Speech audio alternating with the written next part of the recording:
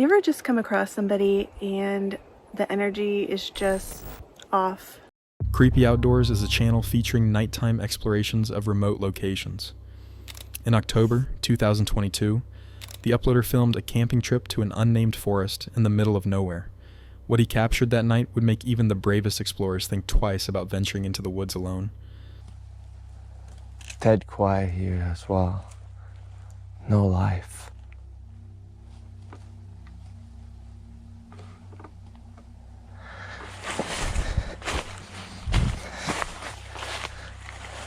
Let's see how this place looks like without any lights.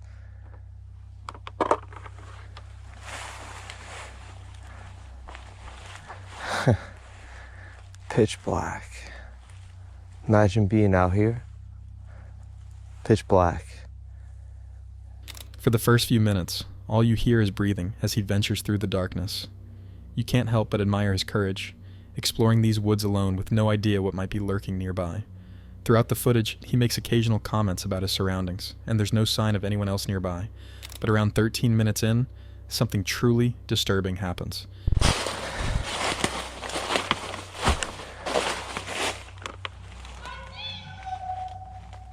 Oh, oh, hi. What the hell? I need to get out of here. Oh boy. Oh. The sound could have been a coyote or fox, but it distinctly sounded like human words. Perhaps another camper trying to scare him? The YouTuber had been making noise the whole time, which might have alerted someone to his presence. Still, it's hard to imagine why anyone else would be wandering in the same secluded part of the woods as the uploader. What's most disturbing is that the person, or animal, or whatever it was, that made the noise appeared to yell out right after the guy turned off his lamp, almost as if they were waiting for that to happen to yell out something disturbing. Fortunately, the uploader made it safely back to his campsite and continues posting outdoor videos to this day. Popular for his fishing videos on YouTube, Tate and his friend Zach were filming behind-the-scenes content for his second channel when they found themselves dangerously close to an unfolding tragedy. Beautiful day out here on the lake. It's actually, like I said earlier in the day, it's pretty cool out here. Got a fall feel to it. Does have a fall feel. It's feeling pretty good out here. We got a giant bait out here as well. Of course, we got the camera equipment. That's what we're running. And then we finally got this baby going after Zach cleared out the dead shiners in there that's been there for about 2 weeks. They had just reached a secluded spot on the lake bordered by dense woods when Tate's phone rang. The call instantly transformed their relaxing day into a nightmare. Sit down. Oh yeah, all right, toss them in the box. Yeah, can you hear me? Yeah, are you good? Are y'all good? Do y'all know what's going on? I heard there was a shooter over there. Where at? Yeah, y'all need to not be there. Seen cops go by. The cops went by us on the wrong side of the road, going back behind us. Really?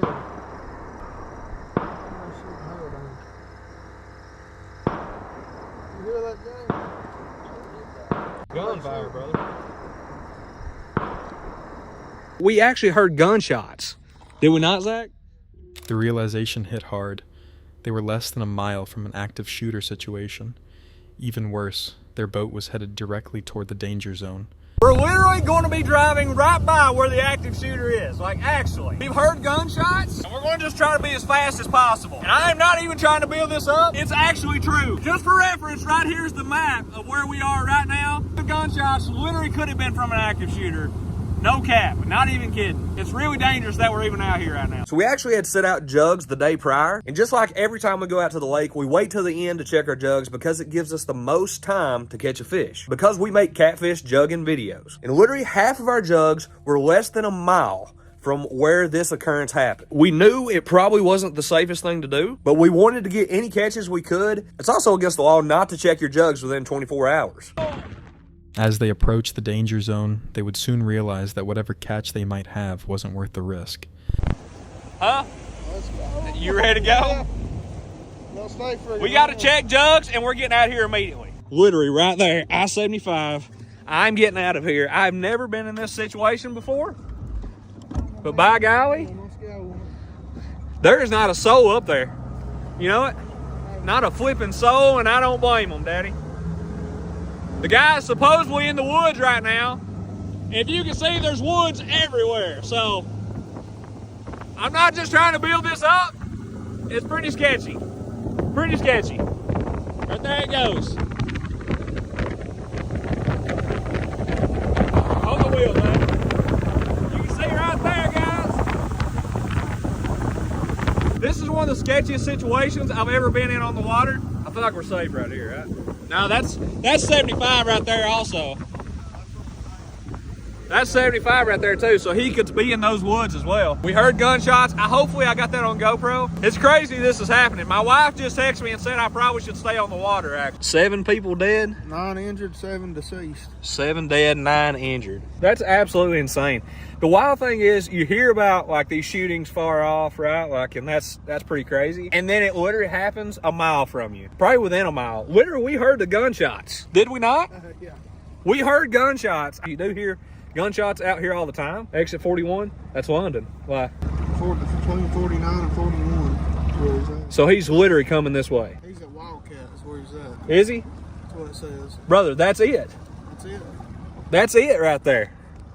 John said that the water plant is near where you are.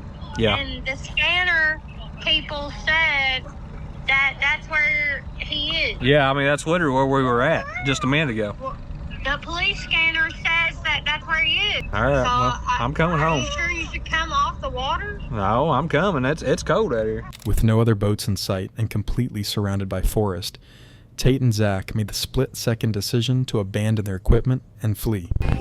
What's going on with it now? I can't get anything real recent on it. Now we hear there's more than one shooter and there's like 14 people shot out. There's more than one? So that's We heard, but hearsay. No, any verification on it. Yeah, Right. I can't find any verification on that. Dang. There's He said that he has heard there's 2 active shooters now. 14 dead. Traffic right now is absolutely crazy. So many people are heading away from London right now, which is where the active shooter is kind of supposedly at right now. And I'm having to go toward it because, well, that's where I live. Your boy's always strapped, okay? Always strapped. Old Second Amendment. It's for times like these. That right there is the current situation. Cops everywhere. Cops everywhere up here right now at the intersection. The shooter, later found out to be Joseph Couch, was reportedly moving through the very woods that bordered their fishing spot. What Tate didn't know then was that Joseph had sent messages before the shooting, stating he planned to harm others before taking his own life. Had they continued fishing or gone to retrieve their equipment, they might have become additional victims in his path. The shooter was later found in those same woods by a YouTube couple hunting for the $35,000 reward, which we'll cover later in the video, so keep watching. But for Tate, the close call changed everything, including the purpose of his second channel, which now documents his most harrowing experiences. This TikTok video from Trail and Flow shows why you should never ignore your dog's gut feelings.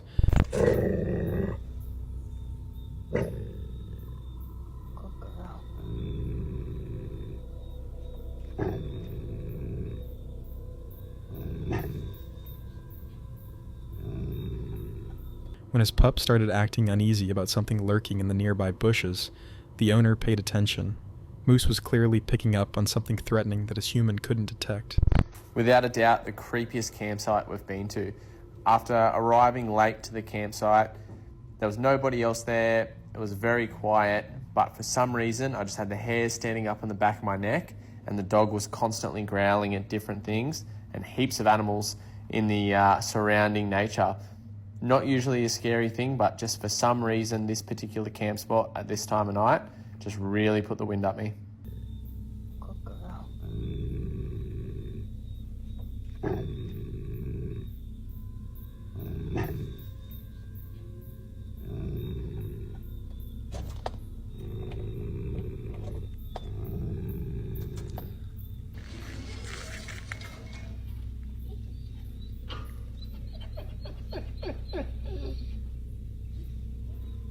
Thankfully, they made it out without any trouble. Whatever was hiding in those bushes definitely had Moose on high alert, and that's never a good sign. After a few difficult days living out of her van, Christine of Nomad Unknown decided an overnight camping trip in the deep south might lift her spirits. She had no idea that a series of increasingly disturbing encounters would force her to rethink her plans.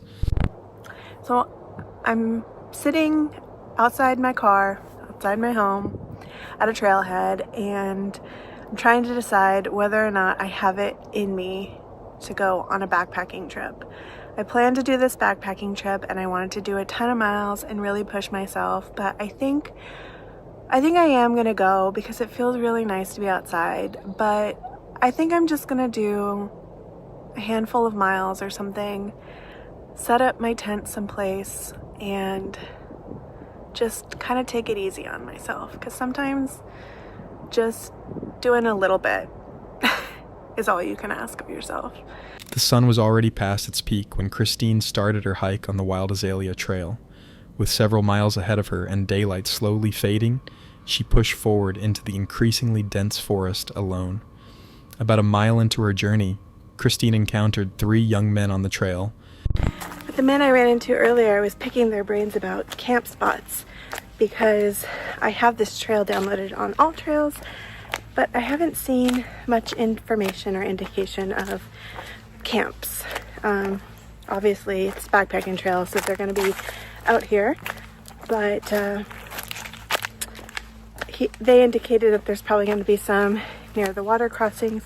Didn't really give me any specifics. I'm sure I'll find them, and yeah, by the water crossing is where I'm kind of expecting to see them.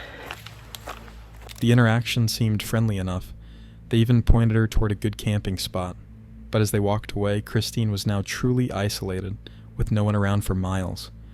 As she continued deeper into the woods, now 3 miles from the trailhead, Christine found a promising clearing for her campsite.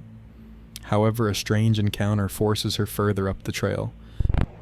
You ever just come across somebody and the energy is just off? That is what's been happening to me a little bit today. I'm about 3 miles in and I found this spot that I would really love to camp. But just as I was getting here, I saw somebody that I've seen twice already today. The first time I saw him, he only had a water bottle in his hand, no backpack or anything. And I saw him at the trailhead where I parked my car as I was still pulling things out of my car. And at that point, as soon as he saw me, he sort of turned around and headed back onto the trail. I've seen him 4 times, I just realized. And then I saw him as I was hiking. I'd started with my pack up the trail, and he came from behind me, still with just the water bottle. And I didn't hear him at first, but it kind of startled me a little bit. So I moved over to let him go past, and that time was the first time I said, "Oh, hello." And he just said, "Hi." The next time I saw him, he was at a crossroads, and it looked like he was loading things into his car to leave. But I guess he was pulling a backpack out, because even though I didn't say anything to him at that point, I literally just got across this bridge that's behind me, and it was filming some of the wild azaleas. And there he came from behind me again, this time with the backpack on, like an overnight backpack. There's nothing concrete that's wrong with any of that, but it's the feeling of it. But something about the energy of this particular individual has me on edge a bit. So I was just at the point where I had seen this place and decided I wanted to camp here. And he passed me on the trail, and I was stopped, and I just stood there by the flowers, like filming them. And then I think he was out of sight by the time I came over here, but I haven't set anything up yet. I just set my pack down, and I've just been hanging out, just trying to get a feel for the place and make sure that he's not around anymore. This is probably just paranoia, but one of the ways that I stay safe, the primary way that I stay safe, is by responding to these instincts. It's not too late for me to go back to the car. The encounters with the stranger seem innocent enough on the surface, just another hiker passing through. But out here, miles from civilization with no cell service, a solo female traveler being approached by an unknown man can create an immediately tense situation. Despite her obvious discomfort, Christine wasn't ready to abandon her plans just yet. That's when she made another disturbing discovery that confirmed her worst fears. Over to this area that I was looking across at, you see there's the bridge, you can see that. And then the backpack's right there. I was thinking I was going to camp over there, but I looked over and I saw this area here, the clearing, and I thought, you know what, that's a bit more hidden from trail. I might feel more comfortable and secure over there, so I came over. Why is there a trail cam pointing to that campsite? I don't really know how those things work.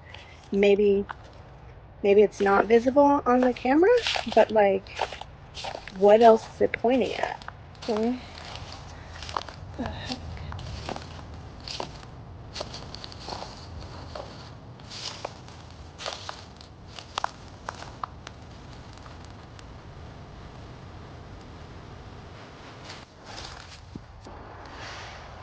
Like, here's the trail cam. What is it pointing at? Putting my camera right behind.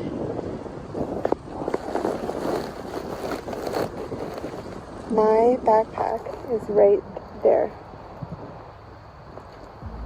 That's where I was gonna camp. Like, that's an established campsite. Looks like this one is too, but what the heck is going on here? I'm standing at my pack and I am looking, and I cannot for the life of me see it over there. I mean, camo, right? Very effective. Like, oh, there it is. I see it now. Okay, let's see if I can show you guys. Ooh, it's hard. Okay, maybe right here. I'm going to try to zoom even more. It's going to get really bad quality, but there it is. You can see it right there. You can see it. On the way down the trail, Christine fortunately met a group of hikers. When she asked them, and other locals, about what she'd found, their reaction told her everything she needed to know. And I did, since I had the opportunity to speak to some locals, ask them about the trail cam. And if I was just being dramatic and crazy. And they said that is not normal. I was like, okay.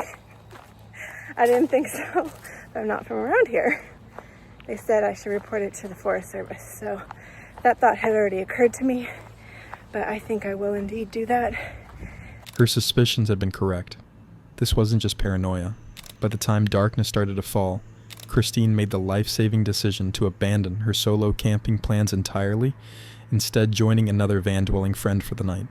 Sometimes survival means recognizing when something isn't right, even when you can't fully explain why. So what happened to Joseph Crouch, the active shooter on the run? To find out, we'll continue the story, not from Tate's channel but from another. Local authorities were desperately searching for Joseph Couch, a suspect in a recent highway shooting that had the entire region on edge, and they put up a $35,000 reward for anyone who could find him. Taking up that challenge was Sheila and Bill, a rural Kentucky couple running the Hatfield-McCoy YouTube channel. I think we're prepared. I think we're prepared. What do you think? Not counting what we carry. Yeah. And Sheila's got her drone with her. Yep. Sheila's an expert with that drone. If we should get in an area or somebody tells us something or he happens to be spotted, yeah, then we'll be Johnny on the spot. With their outdoor experience and knowledge of the local terrain, they decided to try their luck at bounty hunting. The couple had no formal training, just determination and a camera to document their search through the dense Kentucky wilderness. We're now on the road. We're going to head toward London, Kentucky, and Knox County, Laurel County. Yeah. We're going to go in that area and just ride around. nothing. Like finding a needle in a haystack, but never know. They said this is what, day 6? Day 6. He's still on the run after 6 days. Yeah. They've now got a $35,000 reward up for him. And he's somewhere out there. If he hasn't offed himself, I don't think he has yet. I think he's still out there. I think he's trying to go home. You know, one thing we've learned in life is, in law enforcement, a lot of these people, when they do something, they try to go home. To go home to get arrested, to go home to kill themselves, to go home to see their family the last time, who knows. But if he's not dead, I have a feeling that he's going to try to make his way back to his house. For 5 straight days, they explored increasingly remote areas, venturing further from roads and deeper into territory where law enforcement had yet to thoroughly search. Each day brought them closer to something, though they weren't sure what. The isolation grew more intense as cell service disappeared and the paths became overgrown. No one's allowed to go up the road that we started up. They got it blocked off because they're in this area searching. So, but we brought our trusty dog. We can't go on the other side, but that doesn't mean that we're not in the Daniel Boone National Forest. Right there is where the trooper was parked, or is parked. So they're watching the other side where the shooting took place. We can't show you from the cliff. We were wanting to show you where he shot from. However, back in this area here that we're going to right now would be the direction which they think that he ran that evening. They think he's back here to the west of I-75. Right now we are on the west side of I-75, and so he is somewhere supposedly on the west side. Now, is he alive? Is he dead? Or did he catch a truck and get out of here? On the 5th day, as they pushed through a particularly thick section of forest near exit 49, something caught their attention. Guys, look out here on top of this tree. Sheila, come here. There they are, guys. There they are. They see. They're looking at what one of them just went up and had something in his mouth. So whatever it is they're looking at, we're there. We're on it. Sheila, go live. Several vultures were circling overhead, a telltale sign that something dead was nearby. But could it be roadkill, another victim, or the shooter they've been searching for? Let's see what we got here, guys. Yeah, they were landing in one of those trees there. Yeah. Sheila, what is that? Hey, I have got the flu. Can't smell a thing. Sheila, we're on it. We're on it. See why that ain't filming. Back, it just screamed. Sorry. Show them the screen. Somebody was asking, how did everybody go? How did you down here? Well, there's your creek. Guys, if you could smell this right now, OMG. Apples. After climbing over fallen trees and pushing through thick brush, they discovered what the vultures had been feeding on. I don't smell it now, baby. But man, it was strong. So it has to be up in this hollow here. It has to be down through here. Because that's what I'm Oh.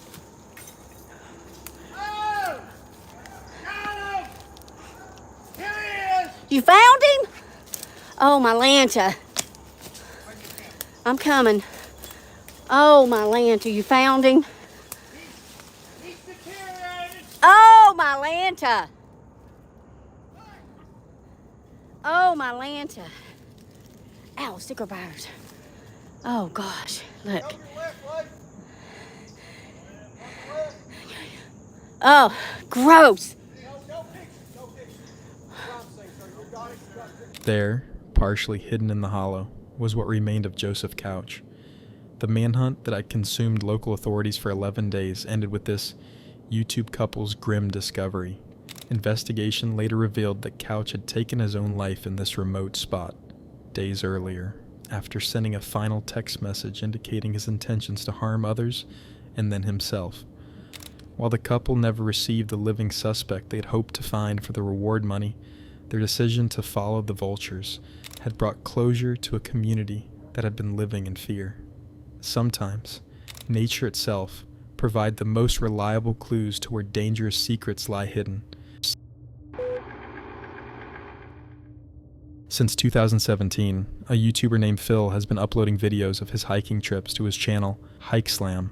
On these videos, he gives viewers a glimpse into everything he does to prepare for long hikes, camp alone in the wilderness, choose the right hiking gear, and share his outdoor experiences. On the night before Thanksgiving 2021, Phil went on an overnight hike to camp on the Appalachian Trail near his house in Virginia. For the first half hour of his hike, things proceeded normally, but after a while he found some odd-looking trash lying on the side of the trail. Strangely, there appeared to be writing on some of the containers he discovered, what looked like song, lyrics, or poems.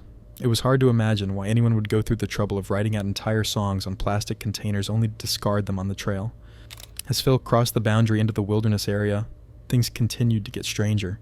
Nearing his intended campsite, he found another series of disturbing notes. The weirdness continues.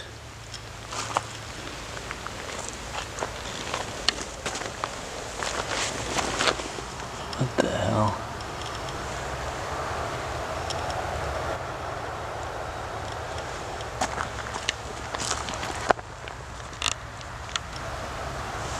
And there's a dead duck here.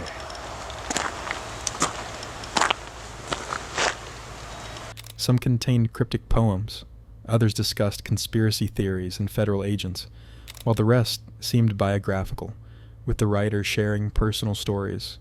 Near these notes lay a dead duck.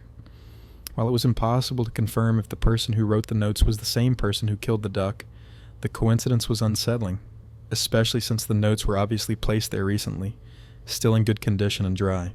After taking in the eerie scene, Phil noticed a tarp and a fire at a campsite about 20 yards away from the notes and dead duck. Staying as far away as possible, he continued making his way up to a shelter. Though not caught on camera, Phil later reported encountering 2 women coming down the trail with their dog. They asked if he had seen the person leaving the creepy notes and dead animals. When Phil mentioned the nearby campsite and fire, the women became frightened and asked him to walk back to their car with them. Thinking it wise to move as far as possible from the mysterious campsite, Phil accompanied them and then started hiking in the opposite direction to find a safer place to spend the night. Fortunately, the rest of his hike to the new shelter was uneventful. Once there, he set up camp, lit a fire, and enjoyed his dinner, miles away from the disturbing scene. As darkness fell, Phil decided to check out the camp logbook to read notes left by other hikers. That's when things became extremely creepy again. I'm gonna check out the shelter log here. I hang out by the fire. Almost every shelter on the Appalachian Trail has a shelter log where people write in their trail names and what's going on. They can write whatever they want in there. So it's kind of cool tradition here. So let's see what this one says. Little engine, back section. Hiking again finally. Some comics and writing and stuff. Alright, let's see what's happened recently. Holy crap. Wait a second. Let me adjust the camera here. This writing looks almost exactly like the writing that was on that garbage a couple of miles from here. Despite being more than 2 miles away from the previous location and on the opposite side of the road, the handwriting in this camp log matched exactly with the notes he'd found earlier. The content of these entries was equally disturbing. In 2018, while I was incarcerated at the Okaloosa County Jail, what the heck?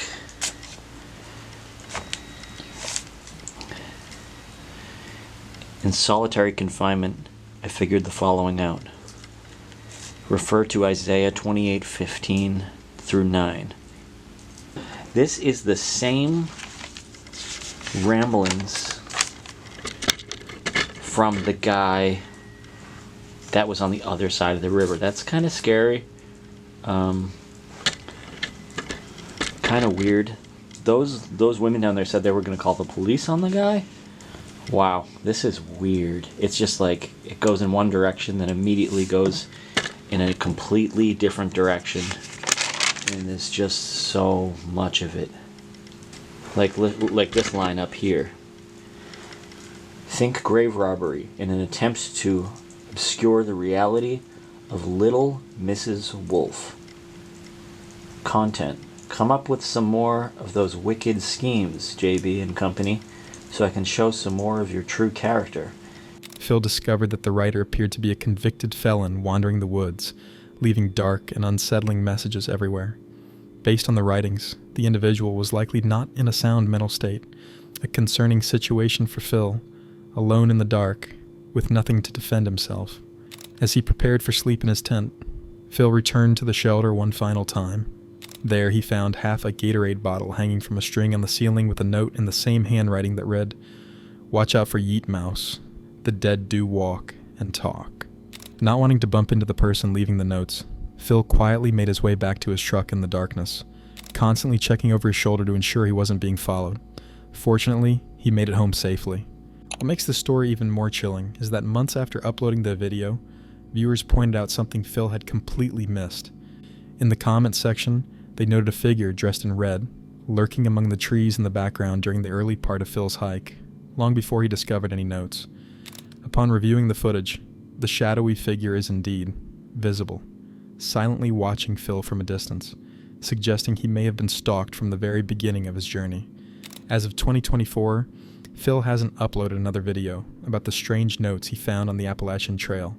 While dozens of hikers have likely encountered these disturbing messages since then, we may never know the identity of the person who wrote them, or what might have happened had they encountered unsuspecting campers.